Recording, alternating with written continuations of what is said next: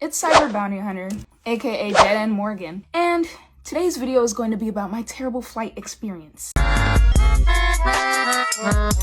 So first of all, my Uber was supposed to pick my black up by 12 o'clock, and she ended up running late. Now, I would have dismissed it, but it was a white woman.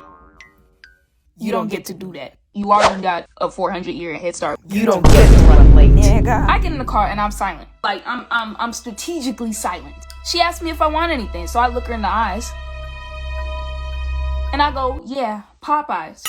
Just to be funny, right? But tell me why she gonna actually start driving to the Popeyes. Huh? I guess today was the day for reparations. You know, for the sake of privacy, I'm gonna call her Molly Pocket because she was giving me tweaker energy. If you or a loved one is on Molly, please say no. Molly gon' take you. Molly gon' take you. But we was able to vibe. I apologized to her for my lack of social skills. You know, I was like, COVID gave me social anxiety, all that shit. And she's like, oh, it's okay. But I didn't really apologize because I was sorry. I apologized because that chicken sandwich, it was hidden right and it had me acting righteous.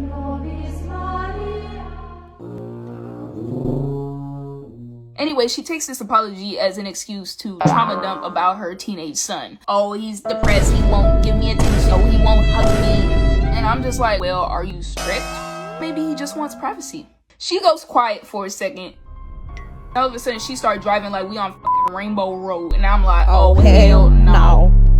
I was having fun imagining myself in a velocity edit, so I didn't really take this shit seriously until we almost crashed into a school bus. My nigga. And it wasn't almost dying that made me want to de-escalate the situation. It was just like the random thought of a bunch of middle school kids recording me with that damn like, I wanna live audio. And I was like, yeah, no, that's not gonna happen. So I look at Molly Pocket and I tell her, you know, I could tell you're really trying as a mother. You know, you just care. You're trying your hardest. She's like, yeah, I really am. Nigga, please. And she smiles and she calms down. She starts talking to me about her bipolar depression and how her sister died in a car crash. Aww. On the outside, I'm like, oh, I'm sorry. But in the back of my head, I'm like, the same person must have talked about it. Anyways.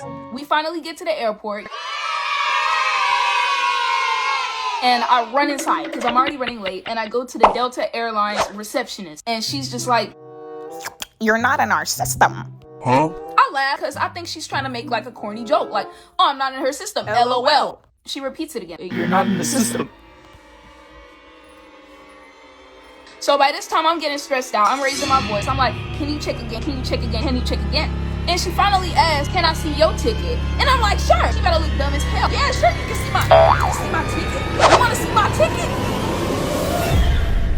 The shit says United Airlines. So I'm like, thanks. I stomped to the help desk. Where's United Airlines? Help me. It's two white guys talking to each other. Oh, you made me lose a bet.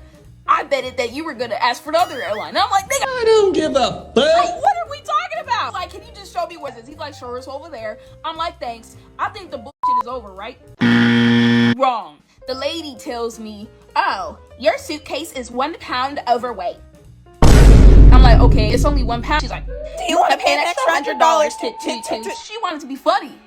I wanted to be a whole comedian. So I go in my suitcase, I grab every single snack, and I just eat it right in front of her. Scrummy Dilly dumptious, because I know she's starving. I know she wanted her lunch break. I could see the hunger in her eyes. I could see it. Anyways, I put that shit back on the scale and it made the requirement. I go into TSA big and bold, right? I always get fondled by TSA, but I took extra steps that day. I had worn no chains that day. I did not wear my 6-inch boots. TSA felt the need to bomb check my box braids. They patted my head. Anyways, I digress. So I'm sitting in the little waiting area. I got past TSA, and in the corner of my eyes, I see this white lady doing squats. Just hoo-ha, hoo-ha, hoo-ha. And I'm like, Boy, if you don't I look at her again. It was a white guy with short hair. At this point, I'm tired of everything. I'm exhausted. So I lean my head back hard as hell because I thought there was a seat rest. There wasn't a seat rest. I binged my head on the back of somebody else's head like a fucking bowling ball. I felt so bad and I apologized being the good person I am, and they didn't say anything back. So I did what any reasonable person would do in that moment. I leaned back and did it again out of spite. They turned their head to look back. And lucky for me, it's my time to board. So I'm like, see you. I hand the lady my ticket. She goes, Morgan? Like, she's confused. Yes, I have a Eurocentric name. That's white supremacy. Morgan? Yes.